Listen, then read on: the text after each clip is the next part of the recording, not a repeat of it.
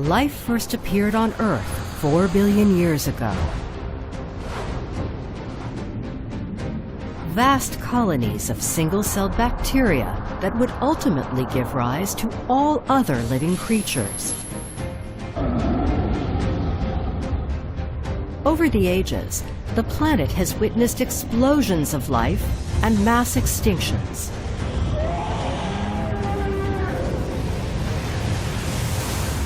Evolution by trial and error, where skill and luck determine who survives. Today, we humans share the planet with millions of other species. But how did we get here? This is the story of some of the great leaps in evolution that helped to make us human.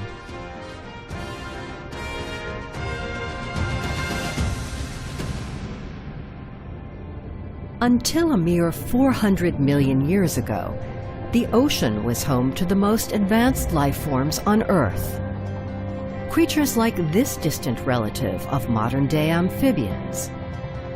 This ocean predator is now extinct, but its pioneering crawl from sea onto land would spur radical changes in life's development.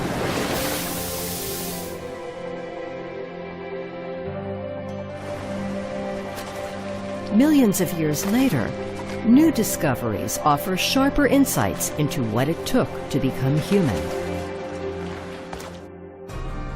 Science has long thought that evolution is a series of small adaptations that happen over long stretches of time.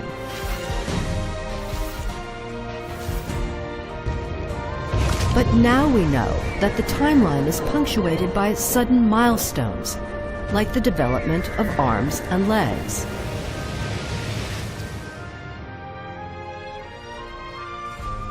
Fossil footprints discovered recently in Poland were a major find.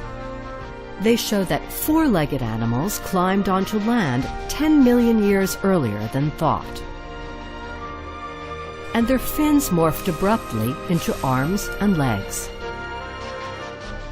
The latest research shows a similar shift in the human brain as it adapted to new challenges.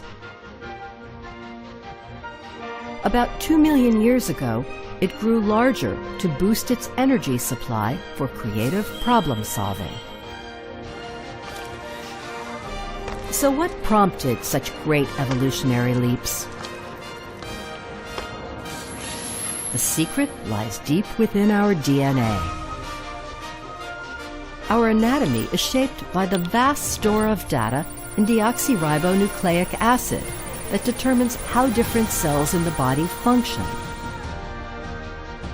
Sequencers can now read the DNA of humans and even ancient animals at lightning speed, and pinpoint drastic genetic shifts throughout our collective history, changes that created wildly new physical adaptations, like the growth of eyes.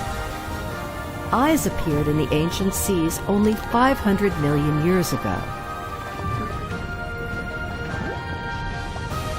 This was the first great evolutionary leap for animals, encoded in DNA and enhanced through the ages.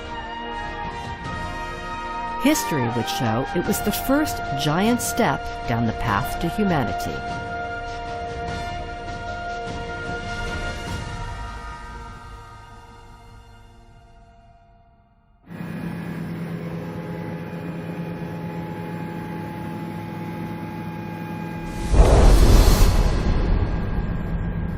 The Rocky Mountains of Western Canada.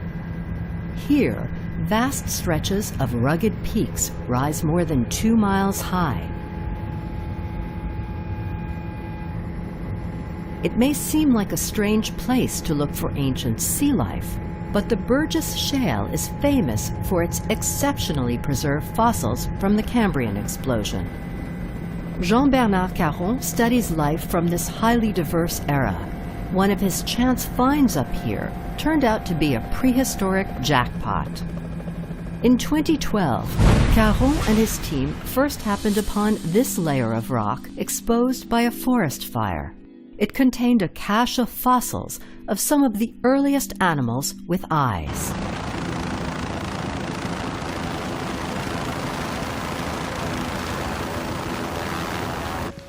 Now, as research continues here, Caron hopes the unusual fossils unearthed from this ledge will reveal something unexpected about the prehistoric world.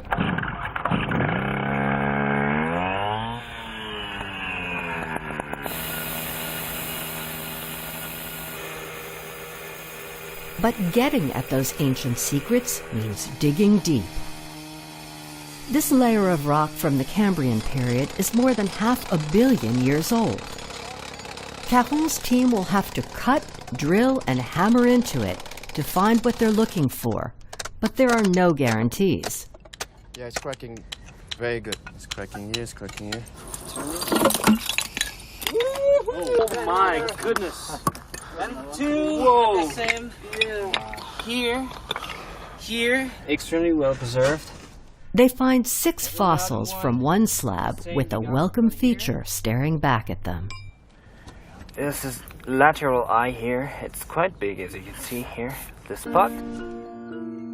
This odd-looking invertebrate is a species the team has never seen before. Beyond its many legs, the head reveals a tiny dark hollow. Caron says it's a 500 million year old eye.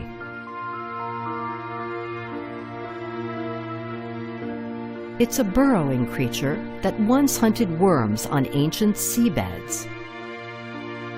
Like the trunk of an elephant, its head holds 5 distinct eyes.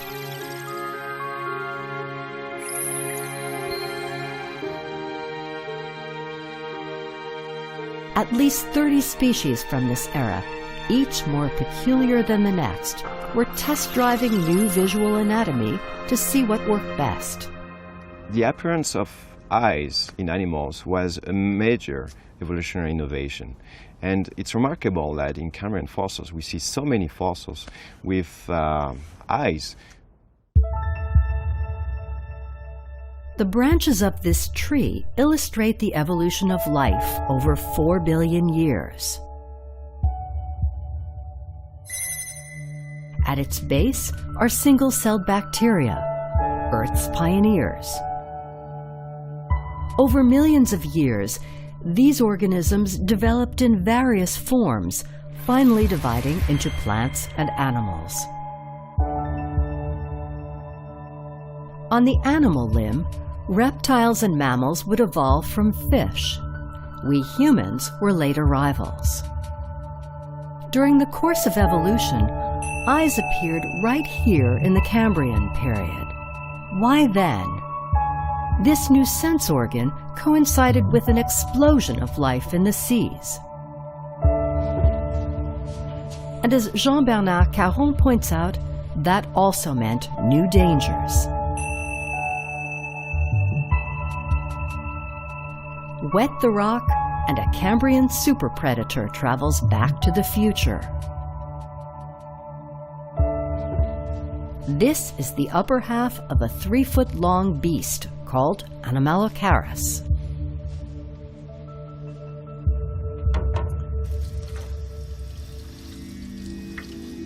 Eyes protrude from both sides of its head, a huge advantage for hunting. This recently found fossilized eye has a familiar-looking structure. It's a compound eye with thousands of hexagonal lenses. Like a dragonfly, Anomalocaris could see in many directions at once. Researchers think the acute vision of this half-billion-year-old sea monster might even rival that of most 21st century insects. Summoned from the ancient seas, this avatar of Anomalocaris seems pretty tame.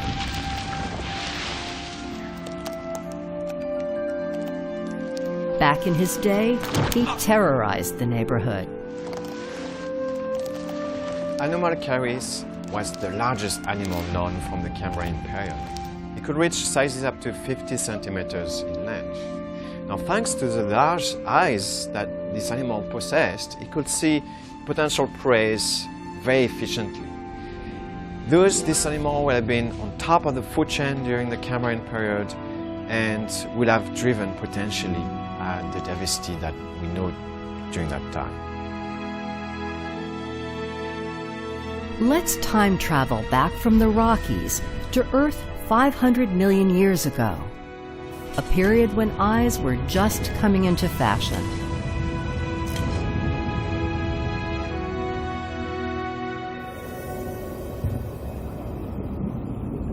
To start with, no one yet lived on land. But the deep sea and coastal zones teemed with life in all shapes and forms.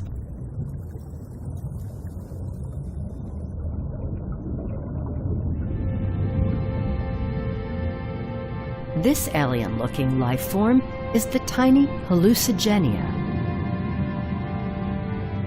And this one with its sword-like armor is Wiwaxia. The Cambrian seas spawned the ancestors of insects, crustaceans, and spiders, the arthropods. For 3 billion years, life on Earth had been limited to microorganisms invisible to the naked eye. Now suddenly, the planet was erupting with large, new, complex life forms.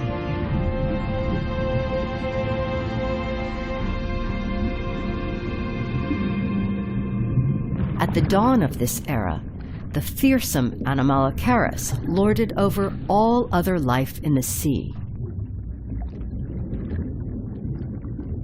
Its 2 large compound eyes gave it panoramic vision as it searched for prey. But it wasn't the only animal that could see. This is Alalcomeneus, a creature only 1 inch long.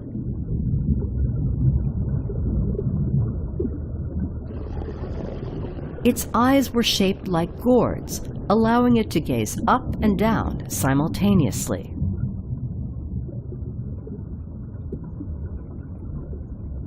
But it couldn't see what was behind, making it the perfect target for the 5-eyed hunter, Opabinia. Opabinia had panoramic vision.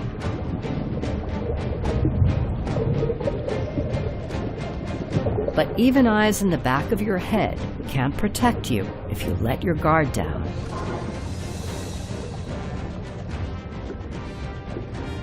Herdia looked and behaved a lot like Anomalocaris. It too was a huge carnivore with stalked eyes, an adaptation that surely helped his hunting prowess.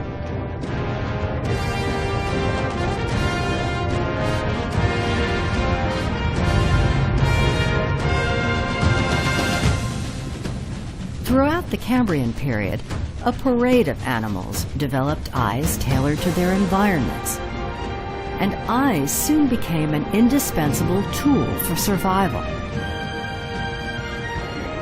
Some used them to zero in on prey.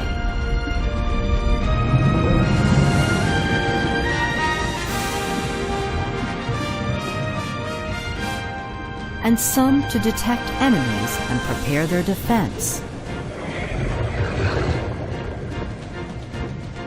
In a world where good vision could mean the difference between life and death, eyes changed in response to new needs.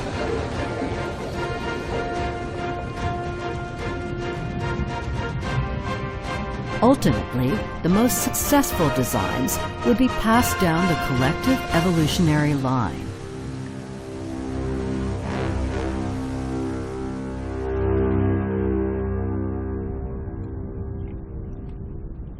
But what spurred the development of eyes in the Cambrian rather than any other period in time? This is still an unsolved mystery in the story of life on Earth. Science keeps digging, but fossil research to date has offered no further clues about the origin of eyes.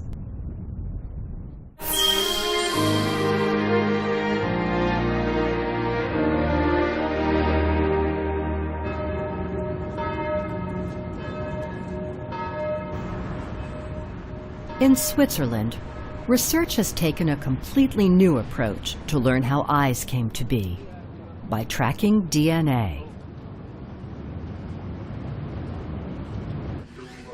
This is the late Walter Gehring. He's known worldwide as a pioneer in DNA research.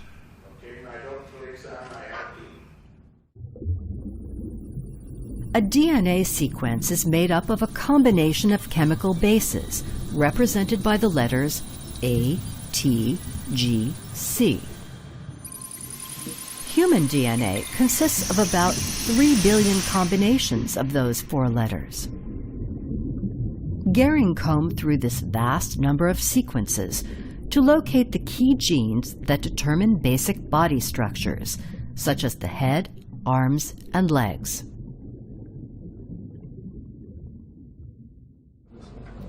One of the most important is the PAX6 gene. It regulates the formation of eyes during embryonic development. In Gehring's experiment, the PAX6 gene, carried by a mouse, a mammal, is injected into an embryo of an insect, a fly.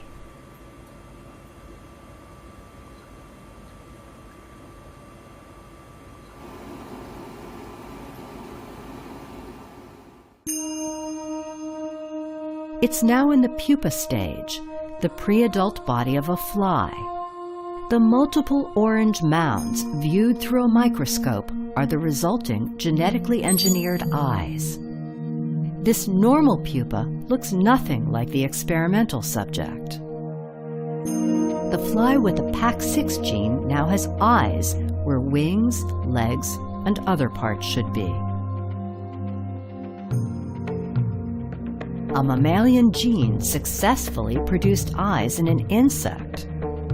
To Gehring, this pivotal discovery suggested that the origin of eyes could be traced back to a common genetic ancestor. Finding that a master control gene for eye development in mammals was much the same as that in flies suggested that the eye was invented only once. I found out that it has evolved only once and then radiated out into these very different eye types. But who was related to both mammals and insects? Clearly a creature from the sea. According to Gehring, the very first ancestor with eyes was a jellyfish.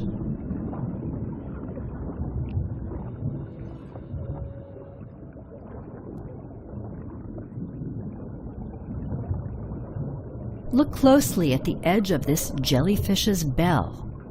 Those white spots are eyes.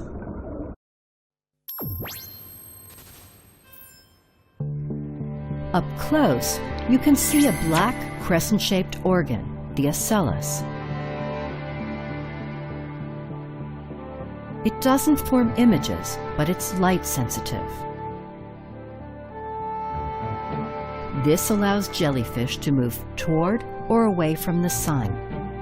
Gehring believed that examining how their eyes were formed would also explain how early life suddenly acquired such sophisticated organs. His search led him to tiny marine creatures with features almost perfectly matched to jellyfish eyes.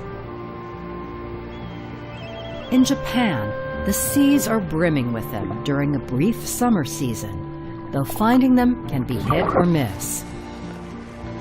Gehring's research partner, Takashi Gojobori, searches for evolutionary origins by studying marine microorganisms. 狙いのやつがね、入ってるかどうかちょっとこれは顕微鏡で見ないとわからないんで、まあしかしいい感じですよね。いいですね。Now it's the moment of truth.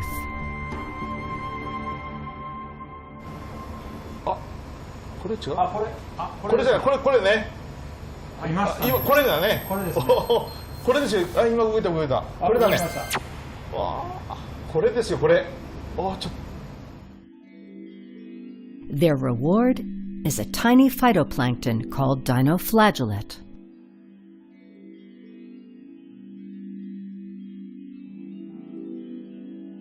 Magnified under the lens, the specimen is revealing. It too sports a black crescent-shaped organ. It looks like the twin of the jellyfish eye. And closer inspection reveals a significant feature. The greenish-yellow dots are chloroplasts. Plants use them for photosynthesis to harness energy from sunlight. They look nothing alike, but trees and dinoflagellates are apparently both related to plants. Like the tiny crescent in the jellyfish eye, this one too has a complex function. It's how dinoflagellates sense light.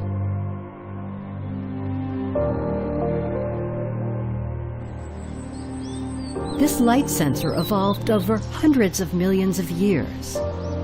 The purpose? To make photosynthesis more efficient.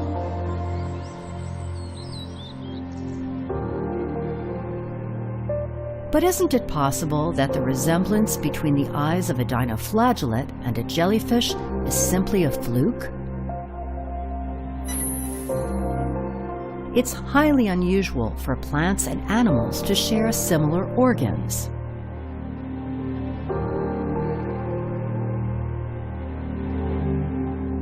Walter Gehring and Takashi Gojobori turned to DNA for further answers. During the course of research in Japan, Gojobori's team found significant evidence supporting their theory on the origin of eyes.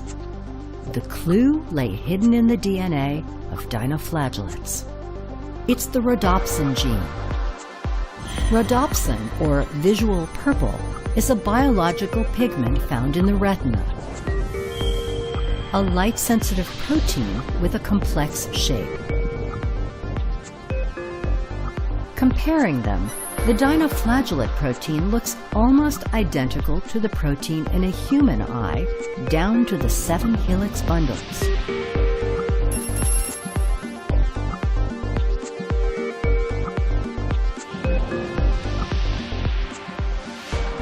The rhodopsin protein plays a vital role in our eyesight.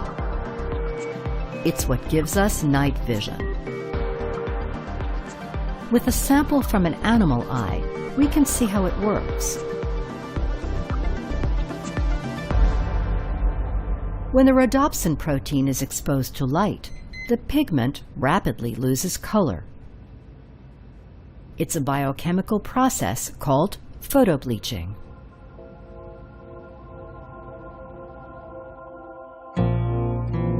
The microstructure of a protein reacts to light and changes.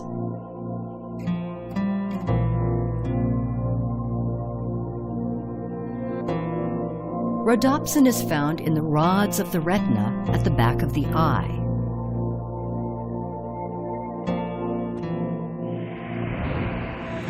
The retina is essentially a light-sensing screen.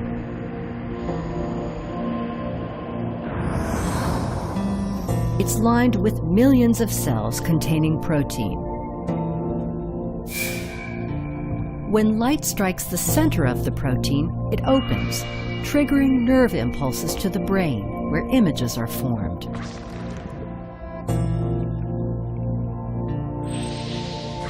This biochemical reaction to light is what controls our vision.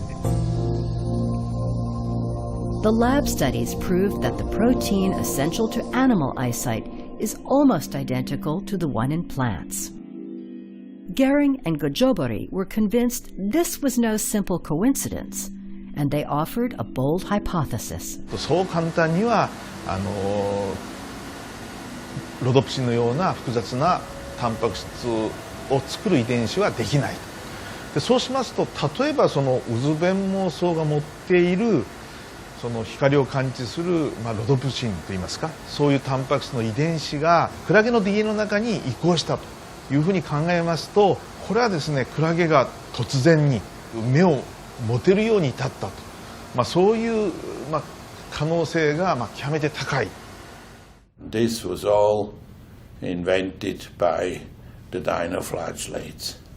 And what happened then, when they were taken up by the jellyfish, I think they brought with them a number of these genes, and we have used those to make, jellyfish has used those to make a prototypic eye.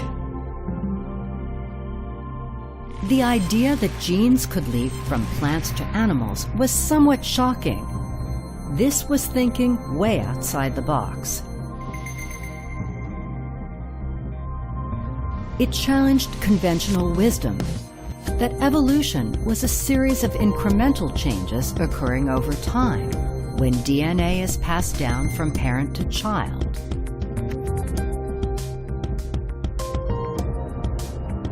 Then, in 2014, came a stunning discovery in Massachusetts. Scientists found living proof of a gene crossing from plant to animal in a shallow creek near Boston. It was the first concrete evidence of such a direct genetic transfer. The subject was a tiny sea slug. The sea slug is an animal that can survive simply by feeding on sunlight. Just like plants, it has chloroplasts that capture and store energy from the sun.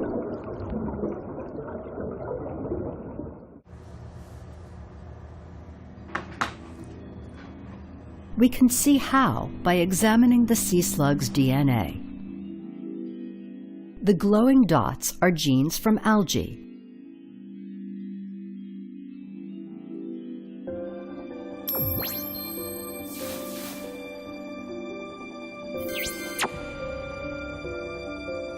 This sea slug absorbed genes from the algae in its environment, and they merged with its own DNA, ultimately allowing the animal to photosynthesize. Yeah, I think it was probably an accident of the way they feed. They've been transferred from the algae, and now they're transferred in the slug generations. Well, as a biologist, to me, the interesting part of this is evolution. I think this is probably the way a lot of evolution occurred. You can change a species overnight by taking a gene from somebody else, sticking it into the nucleus, and all of a sudden you have an entirely different species. Without the help of technology, the genetic leap from plants to animals would have happened at a snail's pace.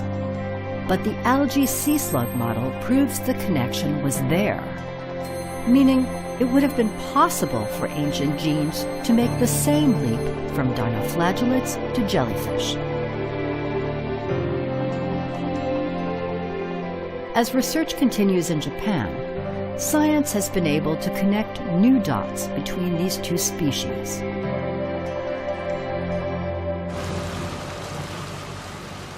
Today, Takashi Gojobari is hunting for one particular animal, and it seems he's having some luck. It's a spotted jellyfish with 4 clumps of so-called oral arms for feeding.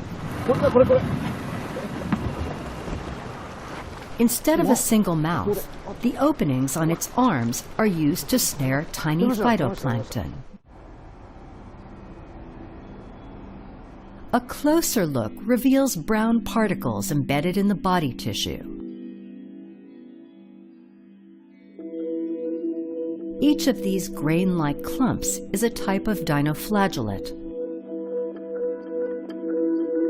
The two species are living symbiotically. If the plant and animal have survived together this long, there has to be a good reason.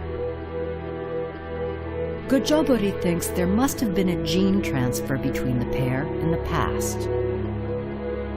他の生物が作ったものを自分が突然もらえるとするとですね、これはもう今まで長い時間をかけてそういったものを作らなくていいわけですから、生物としてはもう大躍進的なですね、革新的な進化が成し遂げられるといただくことによってですね、今まで自分が持ち得なかったものを突然に持ち得てですね、そしてその進化の大きなその変化っていいますか、大きな躍進につながってきている、そういうふうに考えています。Let's return to the period when Gering and Gojobori believe life first developed eyes.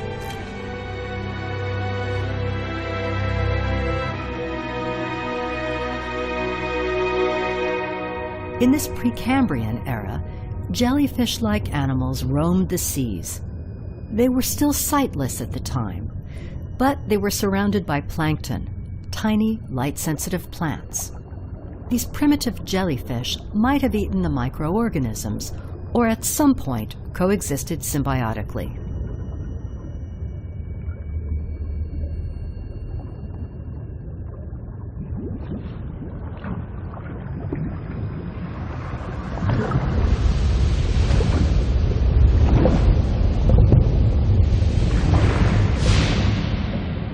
Eventually, just the right plankton gene would penetrate the jellyfish's reproductive cell, forever changing the way the animal's cells would live and function.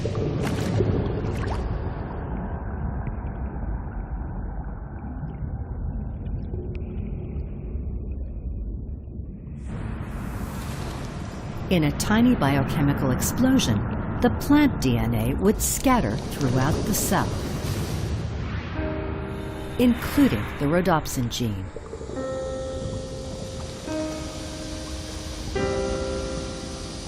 That's the gene that responds to light. Over hundreds of millions of years, life's primitive light sensors would evolve to make photosynthesis more efficient.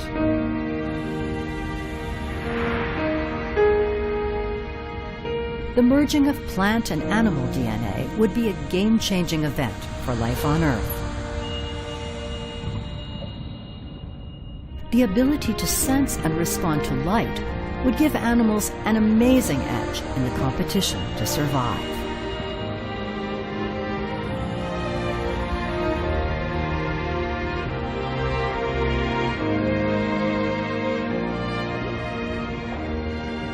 Soon the new gene was put to work.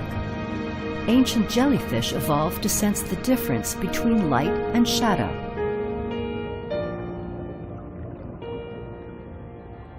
And this paved the way for the development of eyes in new animals going forward. It was the first great leap in evolution.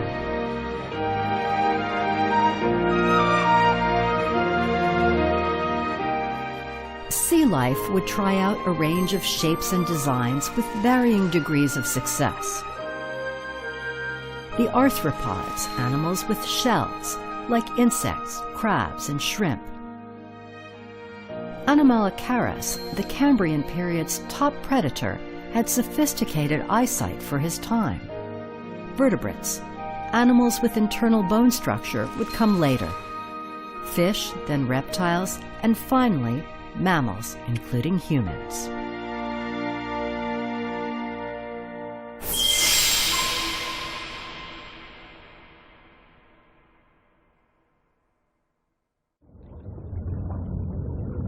The earliest vertebrate appeared in the Cambrian seas, where eyes were already a familiar sight.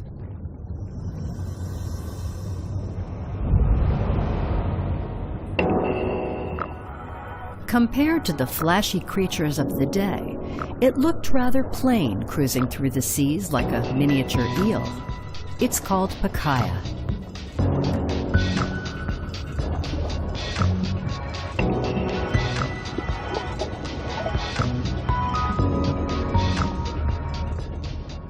Pacaya grew only about an inch long. Their eyes were almost identical to those of ancient jellyfish. Eyes that could distinguish only light from shadow. But when Anomalocaris was on the prowl, even primitive vision could be a lifesaver. Pacaya could sense the predator's shadow and take cover. But Pacaya's eyes weren't sharp enough to see actual shapes.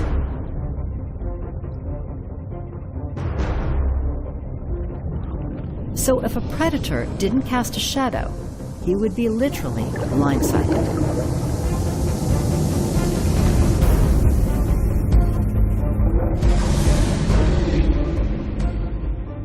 Early vertebrates were under constant attack by aggressive arthropods, animals that had honed their vision and their survival skills over time.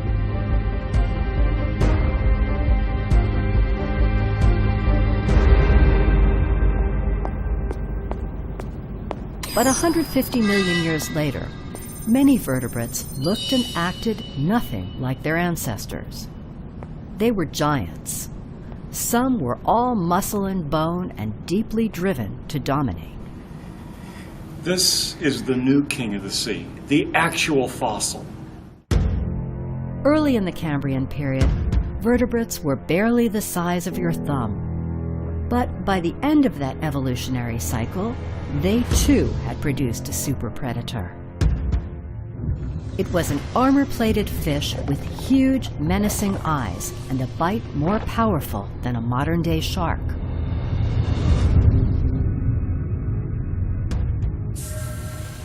This was the fearsome Dunkleosteus.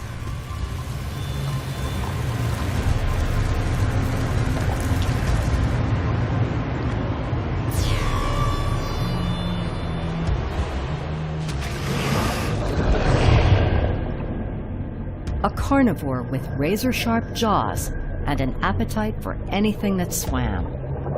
Dunkleosteus was probably the size of today's average great white shark. It was the largest animal on Earth until the dawn of the dinosaurs. What had become of the arthropods? Their ancestors had ruled the Cambrian seas, but they didn't have to compete with big fish. This is the king of the arthropods. They too had morphed in impressive ways. This is a 6-foot-long sea scorpion, the size of a human adult.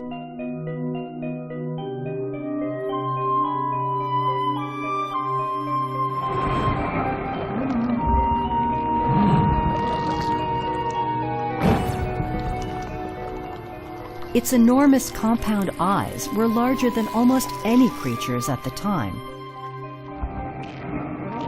And it had grown a carapace of protective armor.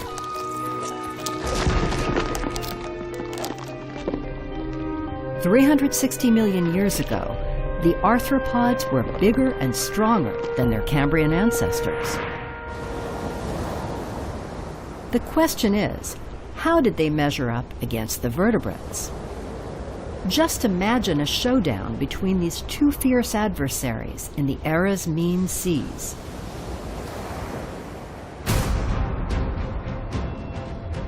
Dunkleosteus, the vicious hunter with a ravenous appetite and deadly bite.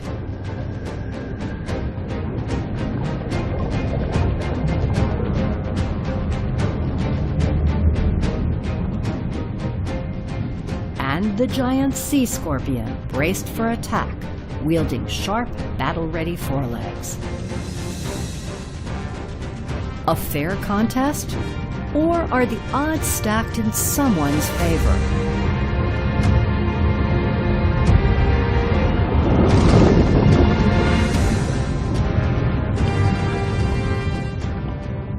At this point in history, scientists say an overwhelming win would always go to the vertebrates.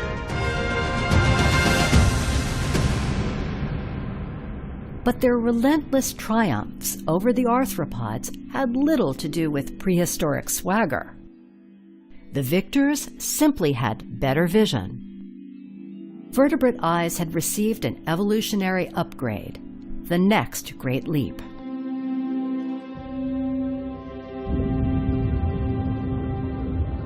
In fact, Dunkleosteus had eyes that were structurally similar to our own. They're called camera-type eyes. Here's how it works. The lens behind the cornea absorbs light and focuses it onto the retina at the rear of the eye.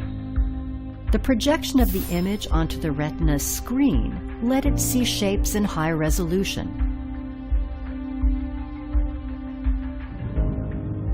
This was a clear advantage for Dunkleosteus.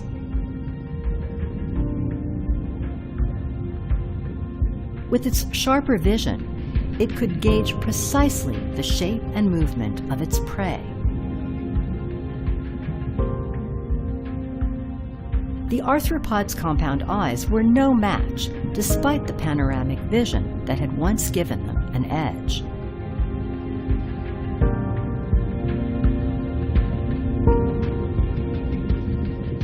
The lack of clarity in their vision had become a lethal handicap.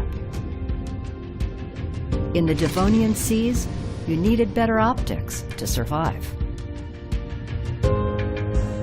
Dunkleosteus could grow to be 10 meters in length and weigh 3 to 4 tons.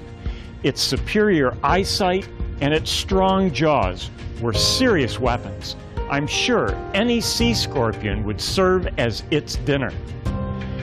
Good eyes and strong jaws led to success in the vertebrate line.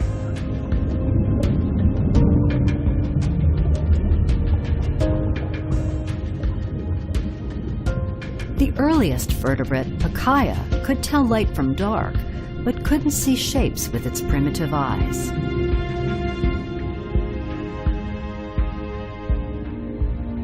How the camera-type eye came about is another secret locked in DNA. Today, the warm coastal waters of places like Florida may hold the magic key, because this is prime habitat of creatures that resemble the Pikaia from 500 million years ago. Researchers come to scoop them up from the shallow seabeds.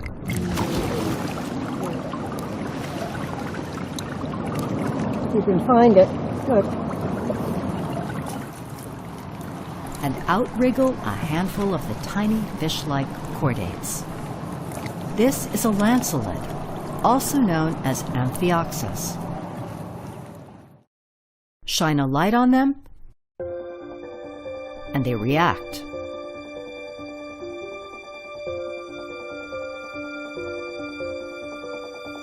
The small black dots on this one's head are the eyes.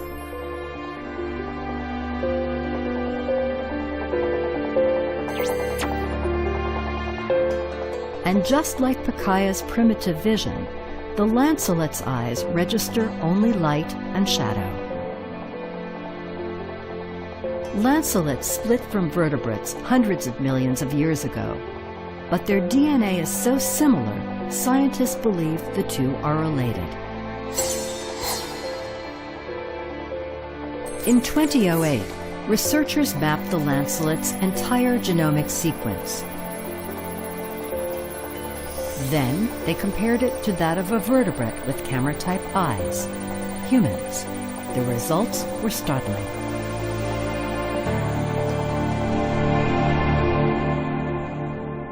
We were very surprised and gratified to learn that Amphioxus has most of its genes in single copy, so that there's just one gene in Amphioxus. And when we compared it to vertebrates, we found the vertebrates had 3 to 4 copies of most of these genes.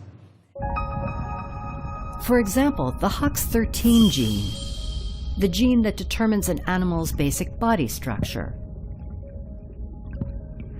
Lancelets have only one HOX13 gene. Humans have 4. Or the EYA gene, a protein vital to the formation of the eye. Again, we humans have 4, while lancelets have only 1. This disparity was a major find for Linda Holland's team. By studying the lancelet genome, they might discover how vertebrates used old genes to develop new functions. Around 500 million years would pass between Picaia's and the lancelet's time and the evolution of humankind. Which means something happened along the way to quadruple our gene set.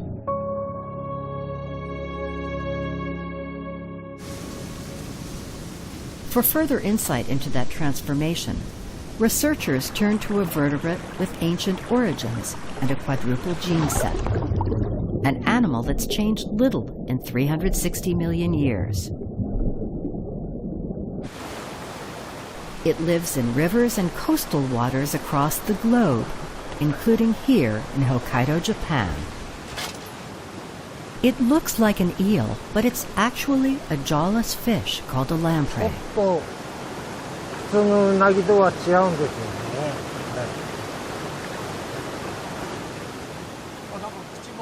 The lamprey's defining feature is its circular mouth with suction used to latch onto prey and extract its body fluids. It may be primitive, but its time-tested survival strategy clearly works. The lamprey is Earth's only surviving jawless fish. Ordinary fish do have jaws for attacking and eating their prey.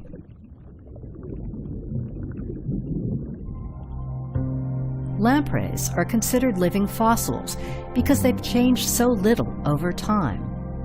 But the leap they did make was extraordinary. They acquired the quadruple gene set. And once again, the eyes are revealing. Scientists believe the lamprey is the most primitive animal with a camera-type eye.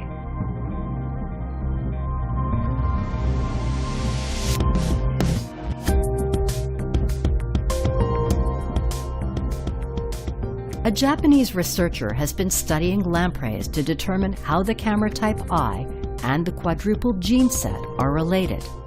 He's Hiroshi Wada. Wada and his team have spent 3 years investigating which genes are at work in different parts of the camera-type eye.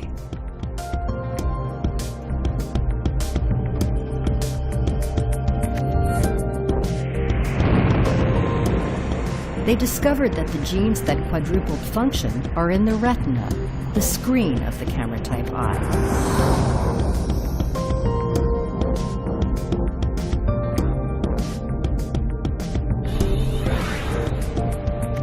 There are 2 of them, EPHB and EPHC.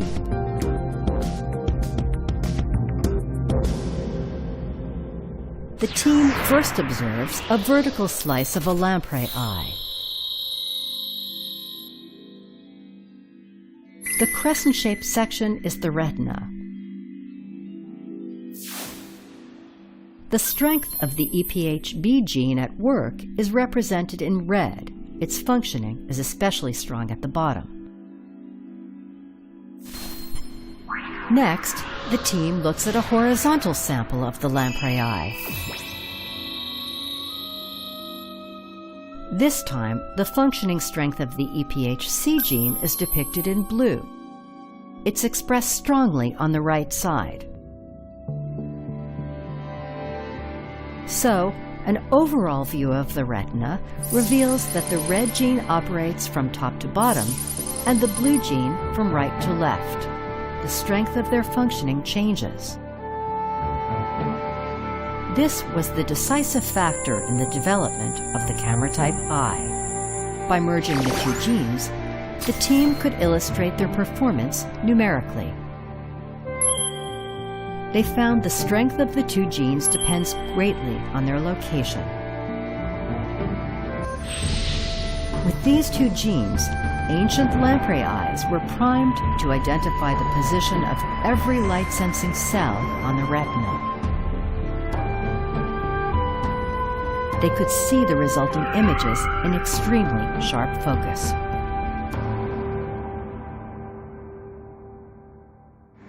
網膜の中に座標を作ることができる。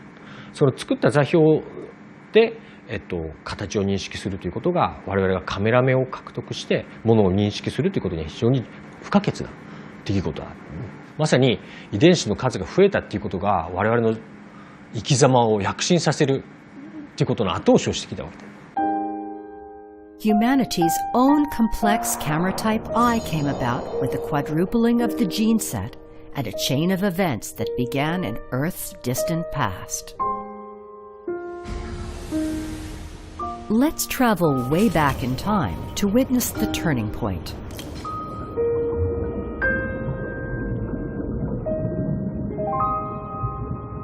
We've arrived in the early Cambrian seas where Pikaia first appeared. Pikaia had primitive eyes that could distinguish only light from shadow.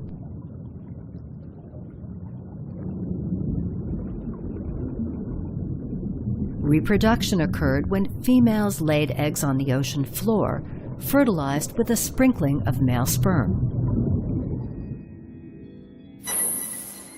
Until that time, a sperm contained half the male's DNA and the egg held half the female's DNA, meaning that through fertilization, the offspring usually acquired the same amount of DNA present in each parent. But at some point, a chance event changed everything. The sperm and egg contained not only half of each parent's DNA, but all of it.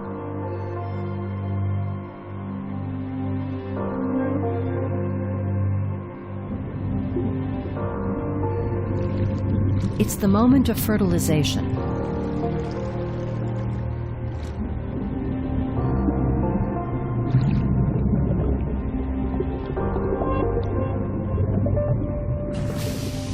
And now the fertilized egg contains double the parent's DNA.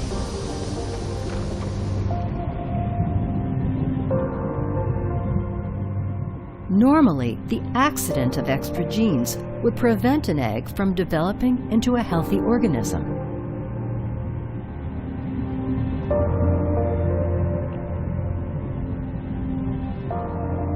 But this time, the embryo managed to survive. It was born safely with its double dose of DNA.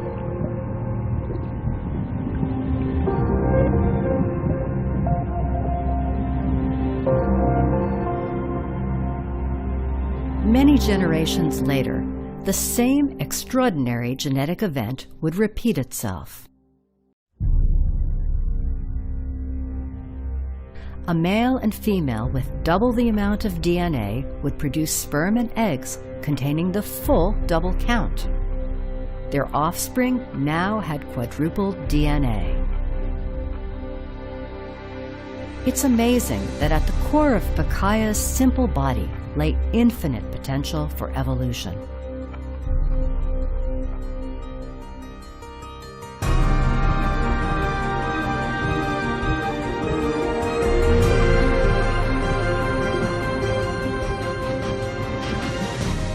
The quadruple set of genes would ultimately spur the development of a radically new organ, the camera-type eye.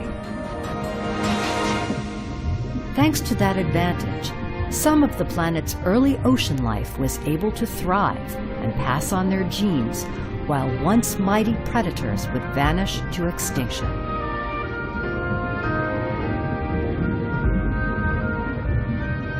The change in Earth's ancient seas would lead to ever greater diversity, countless generations later.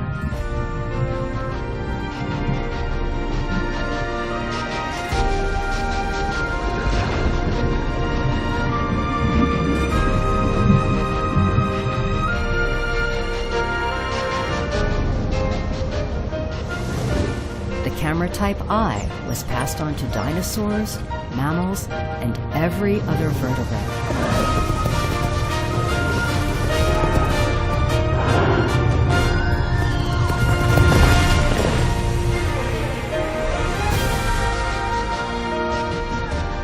Half a billion years later, we humans rely on our eyes, perhaps more than any other sense organ, to shape our world.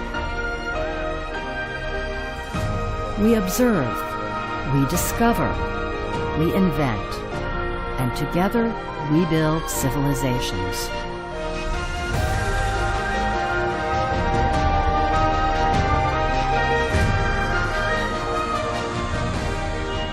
Chance encounters in an ancient gene pool would create miraculous things, like the gift of eyes. This great leap in evolution, blueprinted in DNA, was the first giant step on the road to becoming human.